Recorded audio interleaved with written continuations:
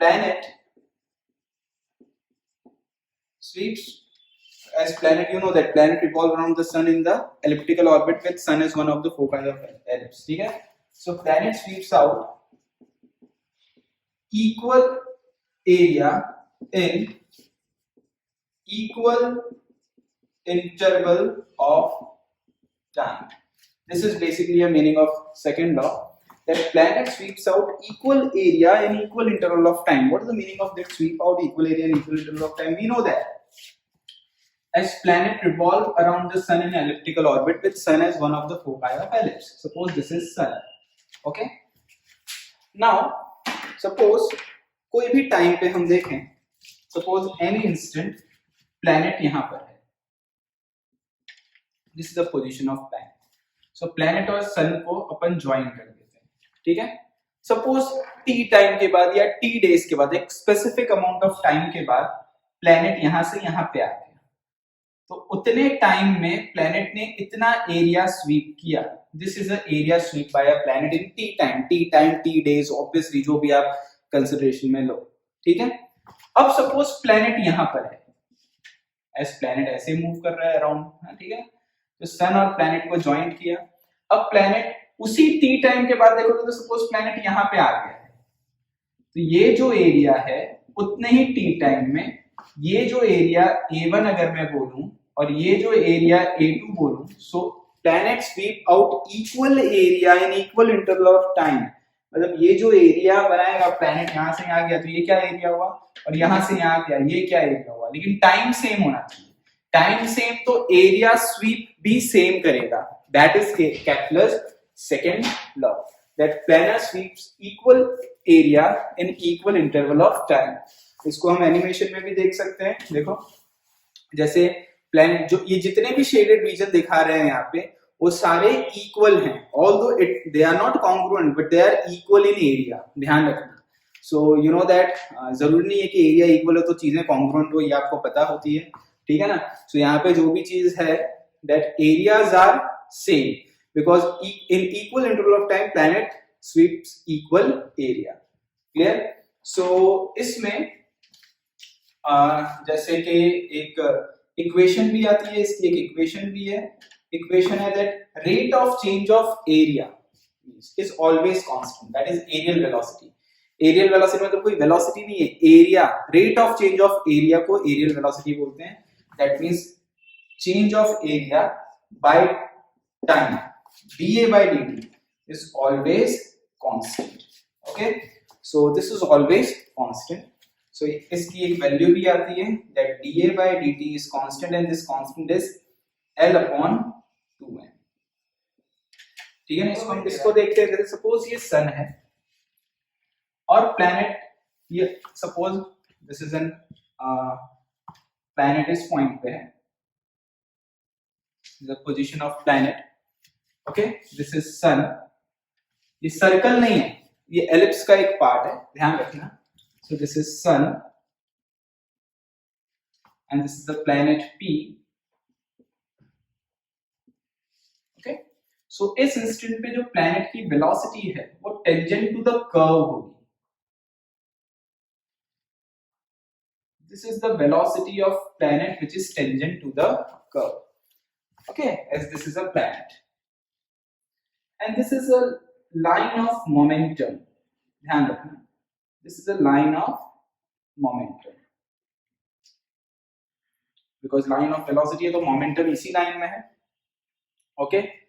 Now अगर मैं इस दो पॉइंट को ज्वाइन करूं, ध्यान रखना, अगर मैं सन और प्लैनेट को ज्वाइन करूं,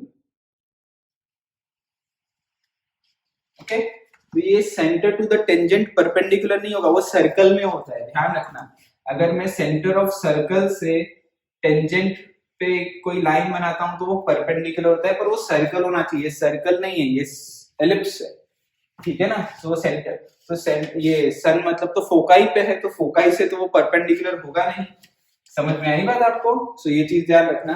अब अपन क्या करेंगे, ये सन से एक परपेंडिकुलर डिस्टेंस बनाएंगे लाइन ऑफ एक्शन पे. अपन ने पढ़ा था angular momentum. You know that angular momentum जो होता है it is dp. you know that angular momentum is dp. Okay, so d बनाना पड़ेगा. तो ये line of action of momentum हो गया जिस लाइन पे है.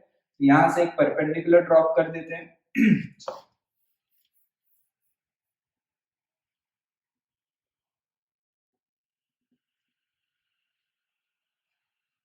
So this is a perpendicular.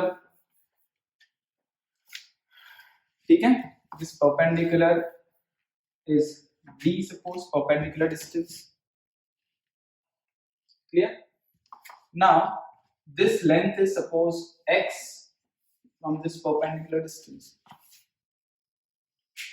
अब हम क्या देख रहे हैं कि suppose in small time ये एरिया कितना है ये देखते हैं. Half base length into height होगा ये एरिया. इस इंस्टेंट पे अगर अपन एरिया देखें, मैं डेरिवेशन कर रहा हूं यहाँ पे साइड में, कि जो एरिया होगा वो half base length into height होगा. ये ट्राइंगल का एरिया, क्योंकि मुझे चेंज इन एरिया निकालना है तो पहले एरिया निकालना पड़ेगा, फिर डिफरेंशिएशन करके चेंज निकालना पड़ेगा. तो ये एरिया कितना है ट्राइंगल का, half base length and perpendicular height is d. ठीक है ना, या कैपिटल डी लिख देता हूं ताकि कंफ्यूजन ना हो. This is capital D. Capital यहाँ पे भी डीपी मतलब you know this is DP है ना.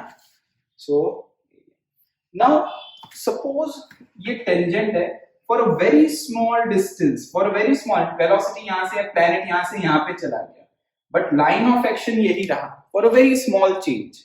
लाइन ऑफ एक्शन चेंज नहीं हो रहा है. ये जो लाइन है वो यही है, वेलोसिटी उसी लाइन पे है. प्लैनेट यहां चला गया, देखो तो इतना एरिया चेंज हुआ. This much is basically change in area. Okay, this is your change in area. तो चेंज इन एरिया अगर मैं करूंगा तो दिस इज x, तो ये आपका dx हो जाएगा. So change in area dA is equal to half x का चेंज हुआ d. ये क्योंकि लाइन ऑफ एक्शन तो ये रहा, तो परपेंडिकुलर डिस्टेंस तो ये d रहा आपका. तो ये x को dx कर देता हूं और ये d as it is. Divide both the side by dt, dA by dt. Rate of change of area यही निकालना था, which is always constant by Kepler's second law.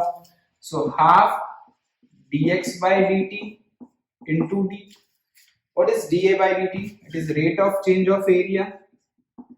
ठीक है, half dx by dt is velocity. Change of this x distance by time is velocity into d. Okay, अगर मैं मास multiply और divide करूं तो mvd by 2m. What is mv? ये क्या हो जाएगा, d. Momentum is mass into velocity. So mdv क्या हो गया, एंगुलर मोमेंटम हो गया. da by dt is equal to mvd is l by 2m. as no external force is acting on the planet, so l is conserved. Mass of planet is m, which is constant. 2 is constant, therefore dA by dt is constant. As dA by dt RHS में जितने भी term आए हैं वो सब constant आए हैं. So हमने इसका प्रूफ कर दिया that aerial velocity is constant. That means planet sweeps equal area in equal interval of time. So ये उसका derivation है.